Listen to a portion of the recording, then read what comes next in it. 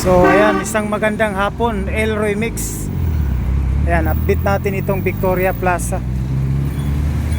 Ayan, so yung Holy Week talagang dinimolish na ito.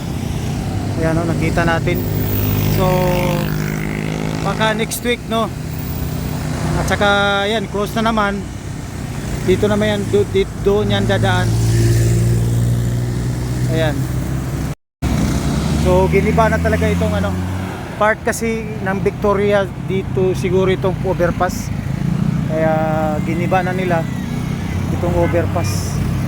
So kita natin sa logo, talagang napaka Elroy Mix. Grabe ng talagang gibang-giba na itong Victoria Plaza.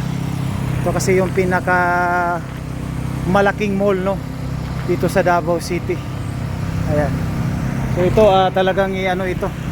Baka next week ito gigibain, ipagpapatuloy ito mga kapatid.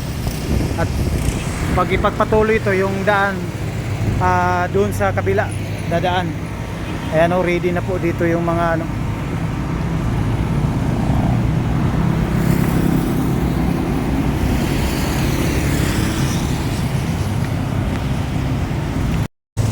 So ito baka gigibain din ito, no. Talagang napaka sayang talaga ng Victoria Plaza.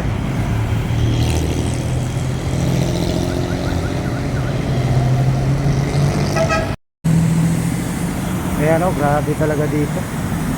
Talagang gibang-giba na dito sa loob. Wasak na wasak na.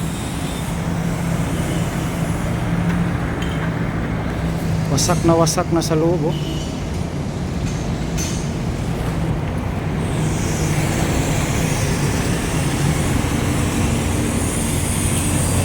Dito nakaposisyon na dito yung mga mga heavy equipment.